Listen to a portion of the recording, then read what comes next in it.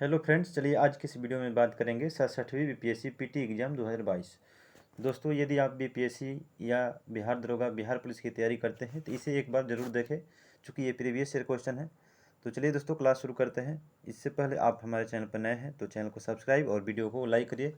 चलिए क्लास को शुरू करते हैं। पहला क्वेश्चन है कि किस राज्य में पंचायती व्यवस्था नहीं है।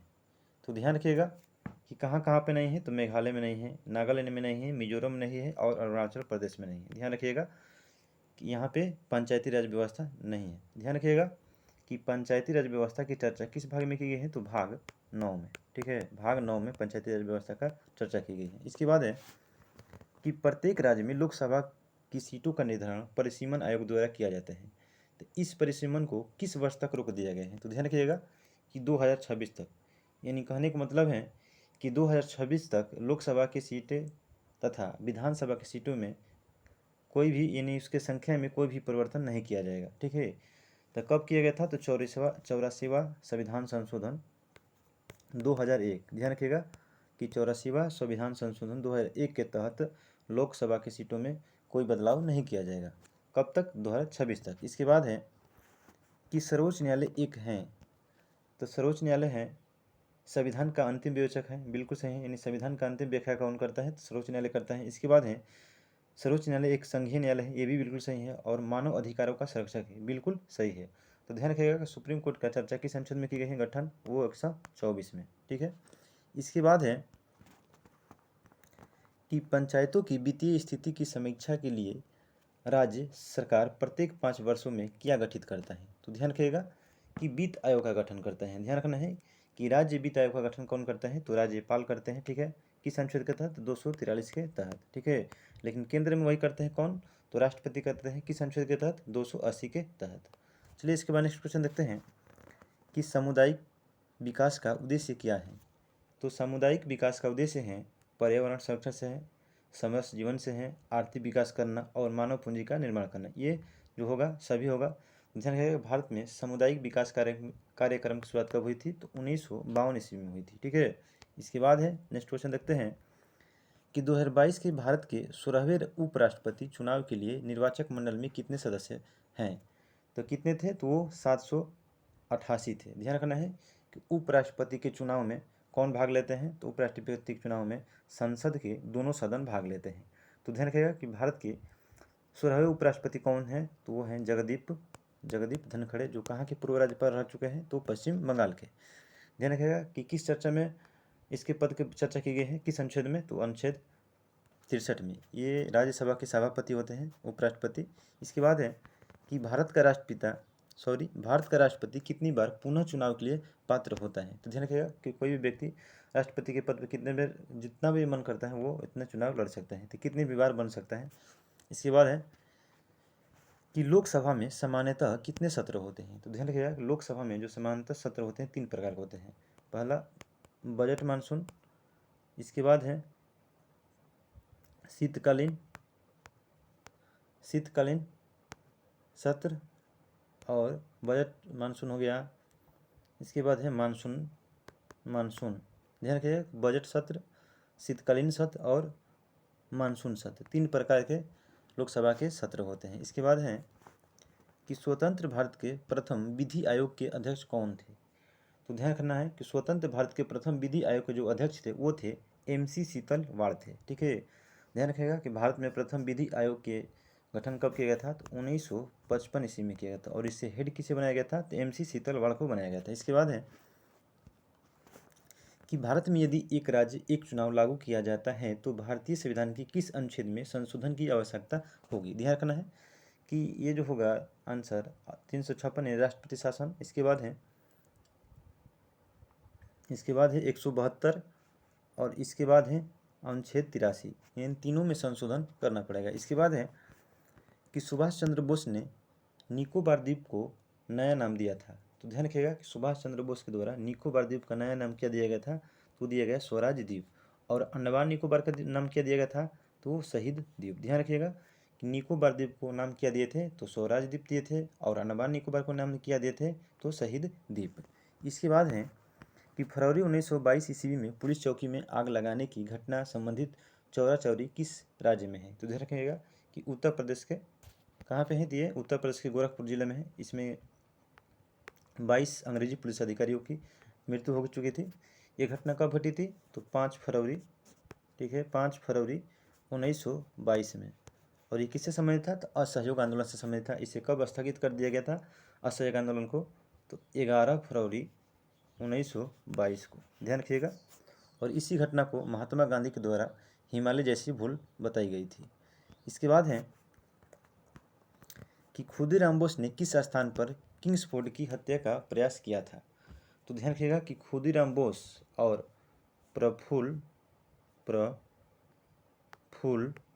चौकी, ठीक है, इन दोनों ने इसकी हत्या करने की कोशिश की थी। कहाँ पे? तो मुजफ्फरपुर में की थी, ठीक है, 8 अप्रैल 1908 को, ठीक है। और ध्यान रखिएगा कि इनमें किसे फांसी दे दिएगा? तो खुदीराम बोस को फांसी दे दिया गया। और ये जो देख रहे हैं प्रफुल्ल चौकी, इन्होंने खुद गोली मारकर अपनी हत्या कर ली। तो ध्यान रखिएगा कि प्रफुल्ल चौकी ने अपने आत्महत्या कर ली खुद गोली मारकर। और किसे फांसी दिया गया था? तो खुदीराम बोस को दिया गया था। इसके बाद है कि आज़ाद दस्ता बिहार में किस आंदोलन के दौरान सक्रिय रहा? तो ध्यान रखिएगा कि आज़ाद दस्ता का संबंध किससे है? तो भारत छोड़ो आंदोलन से है। और ध्यान रखिएगा कि आज़ाद दस्ता के संस्थापक कौन है? जयप्रकाश नारायण, ठीक है। इसका स्थापना कहाँ किया गया था? नेपाल में किया गया था, ठीक है। और इसका उद्देश्य था कि गुरिल्ला युद्ध के माध्यम से युवाओं को प्रशिक्षित करना। और ध्यान रखिएगा कि आज़ाद दस्ता के संचालक कौन थे? तो राम मनोहर लोहिया थे, ठीक है, राम मनोहर लोहिया। ध्यान रखना है कि राम मनोहर लोहिया का संबंध किससे है? तो आज़ाद दस्ता से। लेकिन संस्थापक कौन थे? तो ये जयप्रकाश नारायण थे। इसके बाद है कि 1946 ईस्वी में गठित अंतरिम सरकार के मंत्रिमंडल में श्रम विभाग किसे सौंपा गया था? तो ध्यान रखिएगा श्रम विभाग किसे दिया गया था? तो जगजीवन राम को दिया गया था। और डॉक्टर राजेंद्र प्रसाद को खाद्य एवं कृषि मंत्रालय सौंपा गया था। इसके बाद है कि 1942 ईस्वी में किस त्यौहार के अवसर पर जयप्रकाश नारायण हजारीबाग जेल से निकल भागे? तो ध्यान रखिएगा कि किस त्यौहार पर भागे थे? तो दीपावली के त्यौहार पर 1942 में हजारीबाग जेल से भागे थे। और ध्यान रखिएगा इनका जन्म कब हुआ था? तो 1902 ईस्वी में हुआ था। और मृत्यु 1979 ईस्वी में हुआ था। इसे लोकनायक के नाम से भी जाना जाता है। इनका जन्म हुआ था तो सिताब दियारा में हुआ था, सारण जिला के सिताब दियारा में 1902 में हुआ था। मृत्यु कब हुआ था? तो 1979 ईस्वी में हुआ था। इसे लोकनायक के नाम से भी जाना जाता है। इसके बाद है कि डॉक्टर राजेंद्र प्रसाद को संविधान सभा का सभापति चुना गया। तो ध्यान रखिएगा कब चुना गया था? तो 11 दिसंबर 1946 को इसे संविधान सभा का अस्थायी अध्यक्ष चुना गया। और अस्थायी सदस्य किसे चुना गया था? तो सच्चिदानंद सिन्हा को चुना गया था, ठीक है। तो पहला अधिवेशन कब कराया गया था? तो 9 दिसंबर 1946 को। और दूसरा 11 दिसंबर 1946 को। इसके बाद है कि सीमांत गांधी के नाम से कौन जाने जाते हैं? तो ध्यान रखिएगा कि सीमांत गांधी के नाम से किसे जाना जाता है? तो खान अब्दुल गफ्फार को जाना जाता है, यानी फ्रंटियर गांधी इसे कहा जाता है। और लाल सेना कुर्ती का गठन किसने किया था? इसी के द्वारा किया गया था, खान अब्दुल गफ्फार खां के द्वारा। इसके बाद है कि झांसी की रानी लक्ष्मीबाई की मृत्यु कहाँ पर हुई थी? तो ध्यान रखिएगा कि इनका मृत्यु कहाँ हुआ था? तो ग्वालियर में हुआ था, ठीक है, ग्वालियर में हुआ था 1858 में, ठीक है।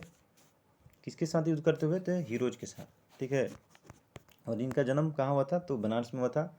और ध्यान रखिएगा कि इनके बचपन के नाम क्या था? तो मनु कर्णिका, ठीक है, मनु कर्णिका। इसके बाद है कि बंगाल विभाजन के विषय में किसने कहा था कि विभाजन हमारे ऊपर बम की तरह गिरा? तो ध्यान रखिएगा किसके द्वारा कहा गया था? तो सुरेंद्र नाथ बनर्जी के द्वारा कहा गया था। बंगाल विभाजन कब प्रभावी हुआ था? तो 16 अक्टूबर 1905 ईस्वी में हुआ था।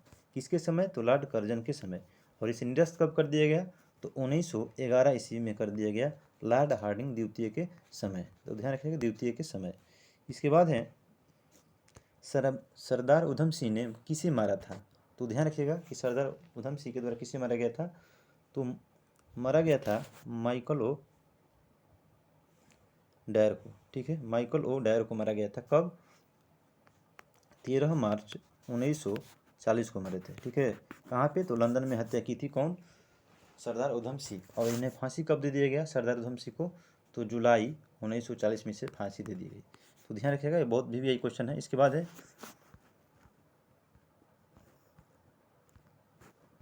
कि बारदौली सत्याग्रह का सफल नेतृत्व किसने किया था। तो ध्यान रखिएगा कि बारदौली सत्याग्रह का सफल नेतृत्व किसके द्वारा की गई थी, तो वल्लभ भाई पटेल की द्वारा की गई थी। कब, तो 1928 ईस्वी में की गई थी। कहाँ पे, तो गुजरात में किया गया था। ठीक है। और ध्यान रखिएगा कि किसानों पर सरकार के द्वारा कितना कर लाद दिया गया था, तो 30% लगा दिया गया था। और इसे किसके प्रयास से कम करवाया गया था, तो 6.3 करवाया गया था सरदार वल्लभ भाई पटेल के सहयोग से। और ध्यान रखिएगा कि बरदौली के महिलाओं के ही द्वारा इन्हें सरदार की उपाधि प्रदान की गई थी। ठीक है। तो पूछा जाए कि सरदार की उपाधि किसे दी गई थी, तो वल्लभ भाई पटेल को दी गई थी। किसके द्वारा, तो बरदौली की महिलाओं द्वारा दी गई थी। ठीक है। कहाँ पे, तो गुजरात में। इसके बाद ध्यान रखिएगा कि आयरन मैन ऑफ इंडिया किसे कहा जाता है, तो सरदार वल्लभ भाई पटेल को। इसके बाद है कि इनमें कौन 1946 ईस्वी में भारत भेजे गए कैबिनेट मिशन का सदस्य नहीं था। तो ध्यान रखिएगा कि कैबिनेट मिशन भारत कब आया था, 22 मार्च को आया था। 22 मार्च 1946 को आया था। इसमें कौन सदस्य थे, तो काल, ऐसे याद कर रखेंगे टिक के साथ। के से हो जाएगा स्टेफोर्ड क्रिप्स, ए से हो जाएगा अलेक्जेंडर, और एल से हो जाएगा पैंथिक लॉरेंस। तो इसका जो राइट आंसर होगा वो होगा रैमजे मैकडोनाल्ड। ठीक है। इसके बाद है कि प्रसिद्ध गांधी इरविन समझौता किस वर्ष हुआ था। तो ध्यान रखिएगा कि 5 मार्च 1931 को गांधी इरविन समझौता हुआ था। किसके बीच हुआ था, तो महात्मा गांधी और लॉर्ड इरविन के बीच हुआ था। इसका उद्देश्य था, इसे ध्यान रखिएगा, इसे किस नाम से जाना जाता है, तो दिल्ली समझौता। दिल्ली समझौता के नाम से किसे जाना जाता है, तो गांधी इरविन समझौता को कहा जाता है। और इसका उद्देश्य यह था कि सविनय अवज्ञा आंदोलन को स्थगित करने के लिए ये समझौता कराया गया था। साथ साथ में कांग्रेस को द्वितीय गोलमेज सम्मेलन में भाग लेने के लिए ये समझौता कराया गया था। इसके बाद है कि भारतीय राष्ट्रीय कांग्रेस ने किस सत्र में पूर्ण स्वाधीनता का प्रस्तावित पारित किया था। तो ध्यान रखिएगा 1929 ईस्वी लाहौर में। और इसकी अध्यक्षता किसने की थी, तो पंडित जवाहरलाल नेहरू ने की थी। ठीक है। इसके बाद है कि उत्कृष्ट धातुओं के संदर्भ में निम्न वाक्यों पर विचार कीजिए। तो ध्यान रखिएगा कि इसका जो राइट आंसर होगा, उत्कृष्ट धातुएं प्रकृति में शुद्ध रूप में प्राप्त होती हैं। इसका जो राइट आंसर होगा ऑप्शन ए होगा। इसके बाद है केवल एक होगा। इसके बाद है कि शुद्ध जल में नमक को घोलने से जल का क्वथनांक बढ़ जाता है। बिल्कुल सही है। और जल का हिमांक घट जाता है, ये भी सही है। जल में जब मिथाइल एल्कोहल डालते हैं तो जल का क्वथनांक क्या होता है, घट जाता है। यानी ए और दोनों सही है। इसके बाद है कि बायोगैस का निम्न में से कौन सा अवयव प्रमुख है। तो इसका जो राइट होगा ऑप्शन सी, यानी CH4। ध्यान रखिए इसका स्रोत क्या है, धान की खेत दलदली क्षेत्रों से भी होता है। इसके बाद है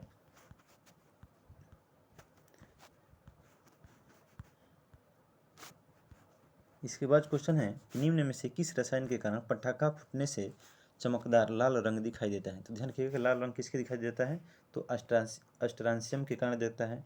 इसके बाद पीला किसके कारण दिखाई देता है, तो सोडियम के कारण। और बेरियम के कारण कैसे दिखाई देता है, बेरियम के कारण हरा दिखाई देता है। तो ध्यान रखिएगा।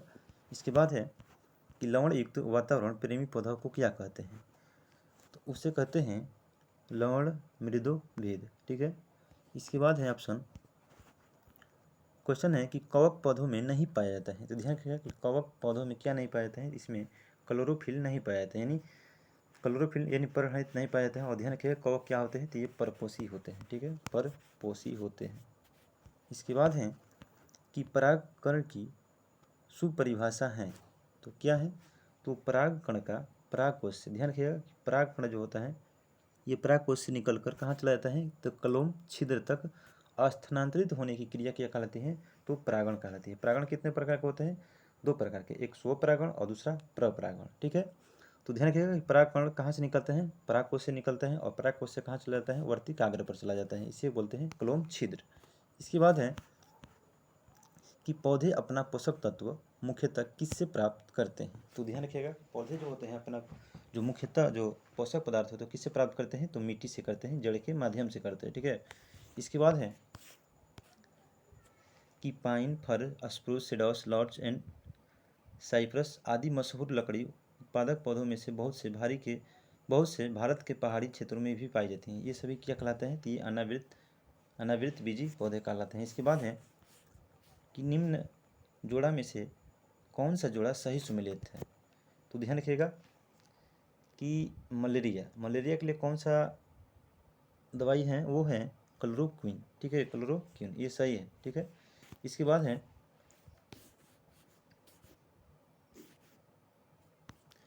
कि लाल रक्त कणिका विहीन जंतु हैं। तो ध्यान रखिएगा कि लाल रक्त कणिका विहीन जंतु कौन से हैं, तो ये हैं केचुआ, ठीक है, केचुआ। इसके बाद है कि कार्बोहाइड्रेट के अपघटनोपरांत अंतिम रूप से क्या बनता है। तो ध्यान रखिएगा कि कार्बोहाइड्रेट के अपघटन के बाद अंतिम रूप से क्या बनता है, तो वो बनता है ग्लूकोज बनता है, ठीक है। इसके बाद है अधिकतर एंजाइम होते हैं। ध्यान रखिएगा कि सभी एंजाइम क्या होते हैं, तो प्रोटीन होते हैं, लेकिन सभी प्रोटीन एंजाइम नहीं होते हैं। इसके बाद है किस वैज्ञानिक चिकित्सक ने पहली बार टीकाकरण की शुरुआत की थी। तो ध्यान रखिएगा कि सबसे पहले टीकाकरण की शुरुआत किसके द्वारा की गई थी, तो एडवर्ड जेनर के द्वारा की गई थी। चेचक की टीका की खोज सबसे पहले की गई थी, कब, तो 1976 ईस्वी में, ठीक है। और फ्रिप्स को ये टीकाकरण दिया गया था। इसके बाद है कि वॉशिंग मशीन का कार्यकारी सिद्धांत क्या है। तो ध्यान रखिएगा वॉशिंग मशीन का कार्यकारी सिद्धांत क्या है, तो वो है अपकेंद्रण, ठीक है, यानी अपकेंद्रण बल पे ये आधारित होता है। इसके बाद है कि प्रकाश की गति निम्न में से किस माध्यम में न्यूनतम होगी। तो ध्यान रखिएगा इसमें जो राइट आंसर हो जाएगा वो होगा कांच, ठीक है, कांच में होता है। इसके बाद है कि निम्न में से कौन सी सदिश राशि नहीं है।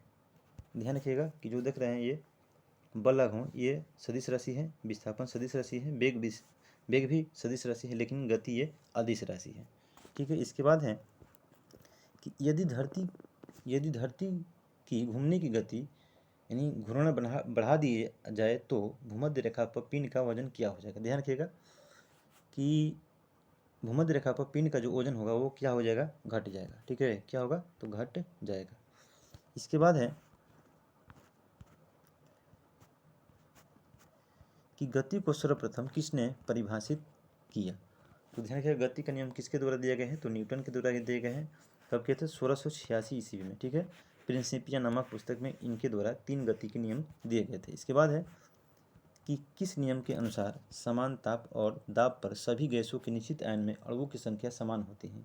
तो ध्यान रखिएगा आवोगाड्रो का नियम, इसे एवोगाड्रो संख्या भी कहते हैं। एक मोल में कितने अणु होते हैं, तो 6.022 गुणे 10⁻23 होते हैं, ठीक है। इसे ही बोलते हैं एवोगाड्रो संख्या। इसके बाद है कि अपेक्षिकता का सिद्धांत इनमें से किस वैज्ञानिक ने प्रस्तुत किया। तो ध्यान रखिएगा कि अपेक्षिकता का सिद्धांत किसके द्वारा प्रस्तुत किया गया था, तो अल्बर्ट आइंस्टीन के द्वारा की गई थी। और ध्यान रखिएगा साथ साथ प्रकाश वैद्युत प्रभाव की खोज किसने की थी, तो इसी के द्वारा की गई थी, E = mc², ठीक है। और ध्यान रखिएगा इससे नोबेल पुरस्कार किसे दिया गया था, कब दिया गया था, तो 1921 ईस्वी में इसे नोबेल पुरस्कार दिया गया था भौतिकी के क्षेत्र में। इसके बाद है एक संवाहक के तापक्रम परिवर्तन के कारण इसमें विभव परिवर्तन होता है, इस घटना को क्या कहते हैं।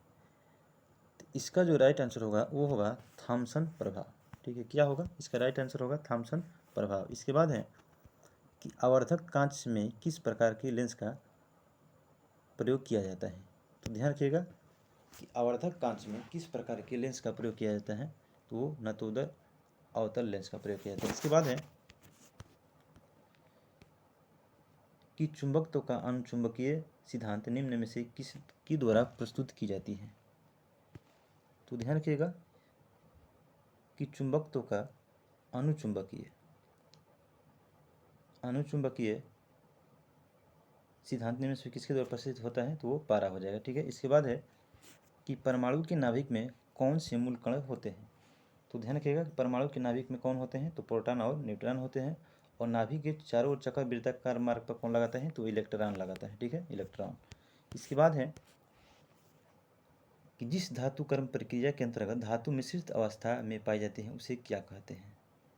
ध्यान रखिएगा कि जिस धातु कर्म प्रक्रिया के अंतर्गत धातु मिश्रित अवस्था में पाए जाते हैं उसे क्या कहते हैं, तो उसे कहते हैं भर्जन, ठीक है, भर्जन। इसके बाद है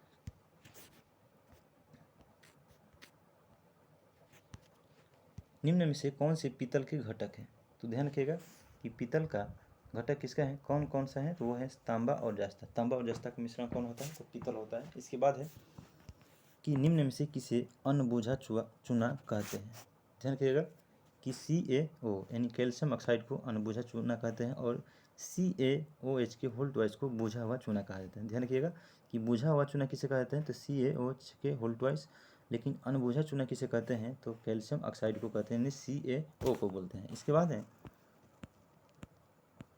कि जंग लोहे के वजन में निम्न में से कौन सा परिवर्तन होता है।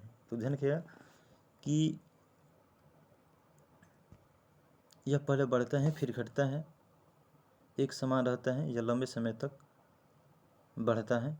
इसका जो राइट आंसर होना चाहिए ऑप्शन ई होना चाहिए। इसके बाद है कि निम्न में से किसे श्वेत धातु भी कहते हैं। तो ध्यान रखिएगा कि श्वेत धातु किसे कहा जाता है, तो प्लेटिनम को श्वेत धातु कहते हैं। इसके बाद है किसने सिंध विजित कर उसका अधिकरण किया। ध्यान रखिएगा कि किसके द्वारा सिंध जीत कर उसका अधिकरण किया गया था, तो वो किया गया था चार्ल्स नेपियर के द्वारा किया गया था। चार्ल्स नेपियर के द्वारा किया गया था कब, तो 1824 ईस्वी में। और ध्यान रखिएगा कि सिंध को विजयी कर ब्रिटिश साम्राज्य में किसके द्वारा मिलाया गया था, तो लॉर्ड एलन बरो के द्वारा मिलाया गया था। एलन बरो के द्वारा किया गया था कब, 1843 ईस्वी में।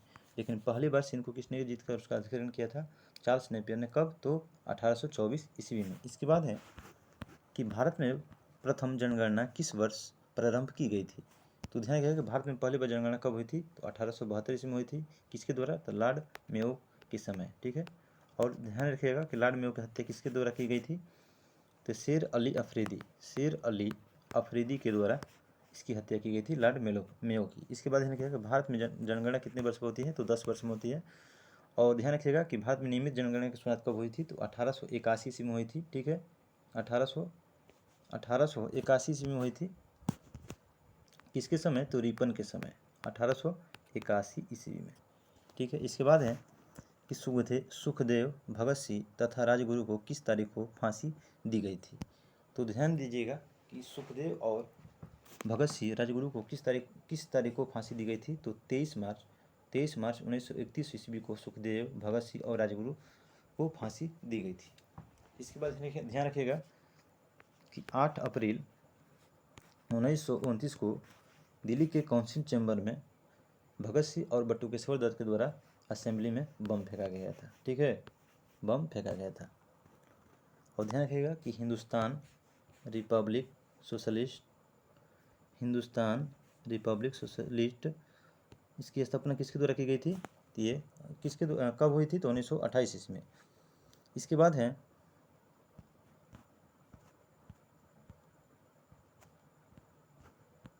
महात्मा गांधी द्वारा 1940 में प्रारंभ किए गए व्यक्तिगत सत्याग्रह के तीसरे सत्याग्रही कौन थे। तो ध्यान रखिएगा कौन थे तीसरे, तो ब्रह्मदत्त थे। और ध्यान रखिएगा प्रथम व्यक्तिगत सत्याग्रह के सत्याग्रही कौन थे, तो वो थे आचार्य विनोबा भावे, एक नंबर पर थे। ठीक है, और दूसरे कौन थे, तो वो थे जवाहरलाल नेहरू। तो और तीसरे कौन थे, ब्रह्मदत्त। इसके बाद है कि भारत छोड़ो आंदोलन के दौरान खुफिया रेडियो किसने प्रारंभ किया था। तो ध्यान रखिएगा कौन कर रहे थे, तो ये उषा मेहता के द्वारा की गई थी। और साथ साथ में कौन भी थे, राम मनोहर लोहिया। ध्यान रखिएगा भारत छोड़ो आंदोलन का प्रभाव होता, तो 9 अगस्त 1942 ईस्वी में। ठीक है, इसके बाद है कि मगध शासक बिंबिसार का चिकित्सक कौन था। तो ध्यान रखिएगा ये मगध के शासक थे और मगध की राजधानी कहाँ थी, राजगिरी थी। इसके चिकित्सक कौन थे, तो वो थे जीवक। और ध्यान रखिएगा कि मगध शासक बिंबिसार के ही द्वारा अवंती के एक राजा थे चंड प्रघोत के दरबार में भेजा गया था उनकी चिकित्सा के लिए। और ध्यान रखिएगा कि चंपा को जीतकर मगध साम्राज्य में किसके द्वारा मिलाया गया था, तो बिंबिसार के द्वारा मिलाया गया था, जो हरेक वंश के संस्थापक थे। इसके बाद है कि बिहार में तुर्क सत्ता का वास्तविक संस्थापक कौन था। तो ध्यान रखिएगा कि बिहार में तुर्क सत्ता का जो वास्तविक संस्थापक थे वो थे इब्न बख्तियार खिलजी, जो कुतुबुद्दीन ऐबक का सेनापति था। ठीक है, ये बंगाल और बिहार को जीता था। तो ध्यान रखिएगा कि बिहार में तुर्क सत्ता के वास्तविक संस्थापक किसे माना जाता है, इब्न बख्तियार खिलजी को माना जाता है। और ये किसका सेनापति था, तो कुतुबुद्दीन ऐबक का था। इसके बाद है कि बिहार के प्रथम भारतीय गवर्नर कौन थे। तो ध्यान रखिएगा कि बिहार के प्रथम भारतीय गवर्नर कौन थे, वो थे सत्येंद्र प्रसन्न सिन्हा थे। ठीक है, बिहार और उड़ीसा के इसे पहला भारतीय गवर्नर बनाया गया था? तो सत्येंद्र प्रसन्न सिन्हा को बनाया गया था। इसके बाद है संथाल विद्रोह के नेता कौन थे? तो संथाल विद्रोह के जो नेता थे वो थे दोनों भाई सिंधु और कान्हू। और ध्यान रखिएगा संथाल विद्रोह कब हुआ था? 1855 से लेकर 56 ईस्वी तक चला था ये युद्ध। इसके बाद है कि बिहार का चौरी विद्रोह किस वर्ष हुआ? तो ध्यान रखिएगा जो बिहार का चौरी विद्रोह हुआ था वो 1798 ईस्वी में हुआ था। और इस चौरी विद्रोह का संबंध किस विद्रोह से था? तो चुआर विद्रोह, चुआर विद्रोह से था। ये कब घटी थी? तो 1798 से लेकर 99 ईस्वी के बीच। ठीक है, और इसका नेतृत्व कौन कर रहे थे? तो दुर्जन सिंह। ठीक है, दुर्जन सिंह। तो ध्यान रखिएगा कि बिहार का चौरी विद्रोह किस वर्ष हुआ था? तो 1798 ईस्वी में हुआ था। इसके बाद है कि किस वर्ष उड़ीसा को बिहार से पृथक किया गया? तो ध्यान रखिएगा कब किया गया था? तो 1936 ईस्वी में किया गया था उड़ीसा को बिहार से अलग। इसके बाद है कि प्रथम बौद्ध महासभा कहाँ आयोजित हुई थी? तो पहला बौद्ध महासभा का आयोजन कहाँ किया गया था? तो वो कराया गया था राजगीर में कराया गया था अजातशत्रु के शासनकाल में, अजातशत्रु के शासनकाल में। और इसकी अध्यक्षता किसने की थी? तो महाकश्यप। ठीक है, इसके 4 बौद्ध संहिताएं कराई गई थी। तो ध्यान रखिएगा महाकश्यप जो थे इसकी अध्यक्षता किए थे किसके समय? अजातशत्रु के समय। कहाँ पे? राजगीर में किया गया था।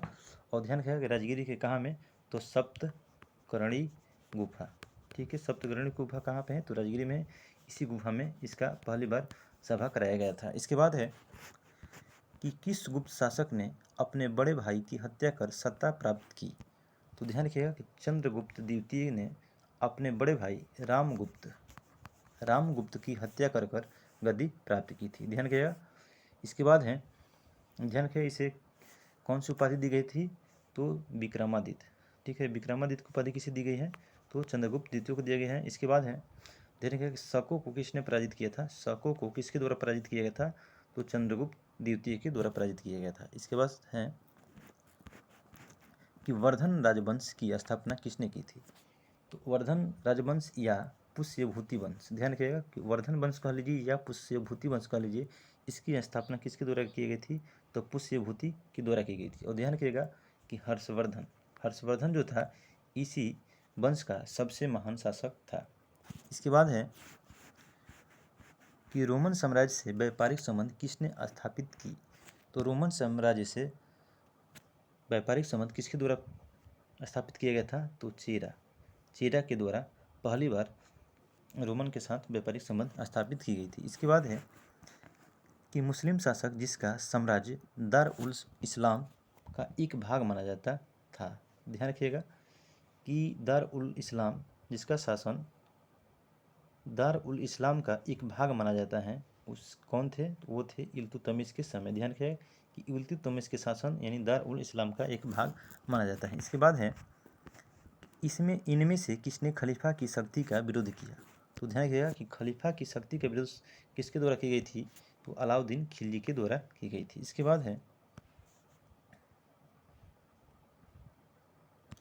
बाद क्वेश्चन है कि तुगरिल खान ने किसके शासनकाल के दौरान विद्रोह किया था? तो ध्यान रखिएगा कि तुगरिल जो खान थे ये बलबन के समय ये विद्रोह किया था। ठीक है, ध्यान रखिएगा कि 40 गुलाम दलों में से ये था कौन? तुगरिल खान और बलबन। तो बलबन के द्वारा इसे बंगाल का शासक बनाया गया था। ठीक है, और तुगरिल खान ने इसके विरुद्ध युद्ध कर दिया था। ठीक है, बलबन के विरुद्ध ये युद्ध कर दिया था और बलबन के द्वारा इसी की हत्या करवा दी गई तुगरिल खान की। इसके बाद है कि सर्वप्रथम किस मुगल शासक ने ब्रिटिश के विरुद्ध संघर्ष किया था? तो ध्यान रखिएगा पहला ऐसा मुस्लिम मुगल शासक कौन था जिन्होंने अंग्रेजों के साथ विरोध किया था या संघर्ष किया था? तो वो थे औरंगजेब के द्वारा सबसे पहली बार मुगल शासक में ब्रिटिश के साथ संघर्ष किया गया था। इसके बाद है कि निम्न में से कौन सी सामाजिक सुधार विलियम बेंटिक ने प्रारंभ किए? तो ध्यान रखिएगा सती प्रथा का अंत 1829 में, दास प्रथा का उन्मूलन नहीं किए थे, धर्म प्रथा प्रधान को बिल्कुल सही है। इसके बाद है कि ठगों के संगठित गिरोहियों का दमन बिल्कुल किए थे, 1830 ईस्वी में किए थे। तो 1, 3, 4 तो इसका जो राइट आंसर होगा वो होगा ऑप्शन डी 1, 3, 4। ध्यान रखिएगा कि दास प्रथा का उन्मूलन किसके द्वारा की गई थी? तो 1843 ईस्वी में की गई थी एलन बरो के समय। इसके बाद है कि अखबारी कागज उद्योग निम्न में से किस स्थान पर अवस्थित है। तो ध्यान रखिएगा कि जो देख रहे हैं नेपा नगर, ये मध्य प्रदेश में है और इसका संबंध किससे है, तो अखबारी कागज उद्योग से है। और इसका स्थापना गठन कब किया गया था, तो 1956 में किया गया था। किसके द्वारा इसका उद्घाटन किया गया था, ये किया गया था नेहरू के द्वारा किया गया था। इसके बाद है कि भारत में प्रथम कोयला खान कहाँ खोदी गई थी। तो ध्यान रखिएगा भारत में पहली बार कोयला का जो खान खोदा गया था वो खोजा गया था रानीगंज में 1774 ईस्वी में खोजा गया था। ब्रिटिश सरकार के द्वारा खोजा की गई थी।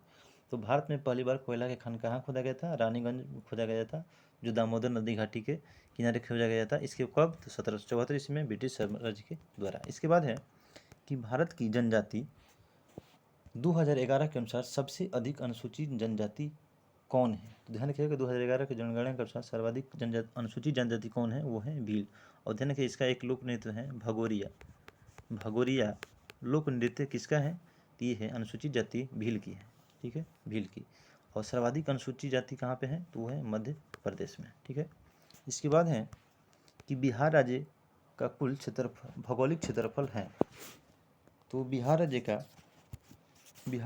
कुल भौगोलिक क्षेत्रफल कितना है, तो वो है 94,163 वर्ग किलोमीटर। ठीक है, और ध्यान रखिएगा कि बिहार का उत्तर से दक्षिण विस्तार है कितना, 345 किलोमीटर। और पूर्व से पश्चिम कितना है, तो वो है 484 या 83 ऐसे हैं दोस्तों। चलिए इसका कुछ देख के आंसर आप लोग बताइएगा कि कितना है, 483 है कि 383 है, कुछ बताइएगा, कुछ डाउट हो रहा है। इसके बाद है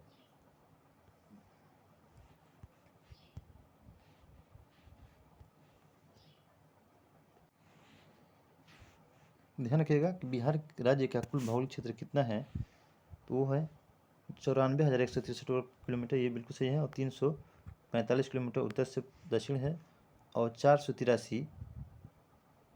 483 पूर्व से पश्चिम इसका विस्तार है किलोमीटर। इसके बाद है कि बिहार का शोक किस नदी को कहा जाता है। तो ध्यान रखिएगा कि बिहार का शोक किससे कहा जाता है, तो कोसी को कहा जाता है। और कोसी को ये कहाँ से निकलती हैं, ये निकलती हैं नेपाल से निकलती है और इसे वहाँ पे सप्त कौशिकी नदी के नाम से इसे जाना जाता है। ध्यान रखिएगा सप्त कौशिकी किसे कहा जाता है, तो कोसी नदी को कहा जाता है। और ध्यान रखिएगा कि बिहार में कहाँ प्रवेश करती है, तो हनुमानगढ़ में। ध्यान रखिएगा कि बिहार में कहाँ प्रवेश करती है, तो हनुमानगढ़ में। इसके बाद है कि बिहार के किस जिले में तेलहांड कुंड जलप्रपात अवस्थित है। तो ध्यान रखिएगा कि बिहार के किस जिले में है, ये है तिलहान कुंड जलप्रपात, ये है कैमूर में। कहाँ पे है, तो कैमूर में। कैमूर में कौन सा जलप्रपात है, तो तिलहान कुंड जलप्रपात। इसके बाद है कि एशिया की सबसे बड़ी एवं ताजे जल वाली गोखुर झील बिहार में कौन सी है। तो ध्यान रखिएगा बिहार में कौन सी है, तो ध्यान रखिएगा इसका जो राइट आंसर होगा वो होगा कनवार झील। कौन सा होगा, तो कनवार झील। ये बेगूसराय में है, या कांवर झील कह सकते हैं, कांवर झील। ठीक है, कहाँ पे है, तो बेगूसराय में है।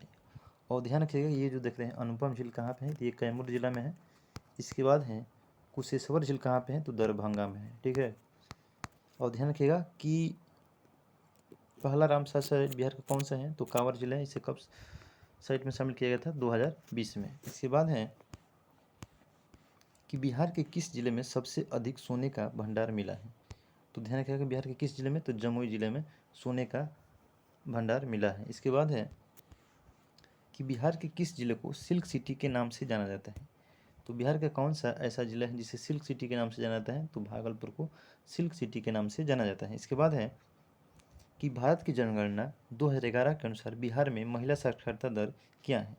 तो ध्यान रखिएगा महिला साक्षरता दर कितना है, 51.5%। ठीक है, इसके बाद है कि सौरमंडल का प्रधान आकाशीय पिंड कौन सा है। तो ध्यान रखिएगा सौरमंडल का प्रधान यानी मुखिया कौन होता है, तो सूर्य होता है। ठीक है, सूर्य होता है। और ध्यान रखिएगा कि सूर्य का प्रकाश पृथ्वी तक पहुंचने में कितना समय लगता है, तो 8 मिनट 20 सेकंड। और लगभग में कितने सेकंड, तो 500 सेकंड के आसपास लगता है। ठीक है, इसके बाद है कि पृथ्वी की आंतरिक परत निफे के निर्माण में किन तत्वों की प्रचुरता है। तो ध्यान रखिएगा निफे पृथ्वी की आंतरिक संरचना को कितने भागों में बांटा गया है, 3 भागों में बांटा गया है। तो निफे किससे मिलकर बना होता है, तो निकेल और फेरस से मिलकर बना होता है। और ध्यान रखिएगा ये जो देख रहे हैं सीमा, सीमा जो है, सीमा में क्या होता है तो सिलिका और मैग्नीशियम होता है, और सियाल में सियाल, ठीक है। सियाल जो है इसमें किसकी प्रचुरता अधिक होती है तो ये सिलिका और एल्युमिनियम की होती है, ठीक है। पृथ्वी की आंतरिक संरचना को कितने भागों में बांटा गया है, 3 भागों में, सीमा, सियाल और नीफ है। इसके बाद है कि भौगोलिक अपर्दन चक्र की संकल्पना इनमें से किसने प्रस्तुत की थी। ध्यान रखिएगा कि भौगोलिक अपर्दन चक्र की संकल्पना किसके द्वारा प्रस्तुत की गई थी तो WM डेविस के द्वारा प्रस्तुत की गई थी। इसके बाद है कि गरजने वाली चालीसा, क्रुद्ध पचासा, चीखने वाली 60 पौने पृथ्वी की किस गोलार्ध में चलती हैं। तो ध्यान रखिएगा ये 5वां पौन है, ध्यान रखिएगा इसका जो प्रचलन है वो कहाँ पे है, दक्षिणी गोलार्ध में चलती है, ठीक है।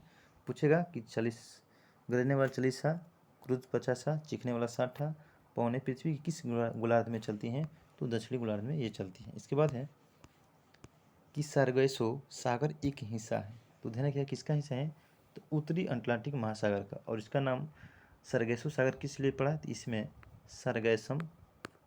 सरगैसम नामक घास पाई जाती है, सरगैसम नामक घास पाई जाती है, इसलिए इसे क्या नाम दिया जाता है तो सरगैसो सागर, जो उत्तरी अटलांटिक महासागर का एक भाग है। इसके बाद है कि भारत और चीन के बीच सीमा रेखा को क्या कहा जाता है तो मैकमोहन रेखा कहा जाता है। इसका निर्धारण कब किया गया था तो 1914 ईस्वी में किया गया था। इसके बाद है कि राजस्थान में बहुत कम वर्षा होती है क्योंकि हवाई किसी प्रकार की बाधाओं को पार नहीं करते हैं, जिसके कारण ठंडा होने के लिए आवश्यक ऊंचाई नहीं प्राप्त होती है, इसीलिए वहाँ पे वर्षा बहुत कम होता है। और ध्यान रखिएगा कि दक्षिण पश्चिम मानसून से कितना वर्षा होता है यहाँ पे तो मात्र 2% ही वर्षा होता है राजस्थान में। इसके बाद है कि भारत में बाघ परियोजना 1973 ईस्वी में चालू की गई थी, बिल्कुल सही है। इसके बाद है कि राष्ट्रीय जैव विविधता दिवस मनाया गया किस विषय वस्तु, जिसकी विषय वस्तु सभी जीवन के लिए एक साझा भविष्य का निर्माण, बिल्कुल सही है। इसके बाद है राष्ट्रीय जैव विविधता दिवस कब मनाया जाता है तो चलिए इसका 2022 में। इसके बाद है कि बाघ परियोजना बाघों को संरक्षित करने का एक कार्यक्रम है, बिल्कुल सही, यानी 1 और 2 3। ध्यान रखिएगा कि बाघ दिवस कब मनाया जाता है तो 29 जुलाई को, ठीक है। इसके बाद है कि करेवा किस प्रकार की खेती के लिए प्रसिद्ध है तो करेवा किसके लिए प्रसिद्ध है तो ये केसर की खेती के लिए प्रसिद्ध है। भारत का मात्र एक राज्य जम्मू कश्मीर जहाँ पे केसर की खेती होती है। और ध्यान रखिएगा कि विश्व में सर्वाधिक केसर का उत्पादन करने वाला देश कौन सा है तो वो है ईरान, ठीक है। कौन सा देश है ईरान। इसके बाद है कि भारत का कौन सा राज्य थोरियम उत्पादन में अग्रणी है तो भारत का कौन सा ऐसा राज्य है जो थोरियम उत्पादन में अग्रणी है तो वो है केरल। कौन सा राज्य है केरल है। और ध्यान रखिएगा मोनोजाइट एस किसका है ये थोरियम का ही है। तो चलिए दोस्तों हम उम्मीद करेंगे कि वीडियो आपको काफ़ी पसंद आएगा। अगर हमारा वीडियो आपको पसंद आए तो चैनल को सब्सक्राइब और वीडियो को लाइक करिएगा, ठीक है। देखने के लिए थैंक्स फॉर वॉचिंग।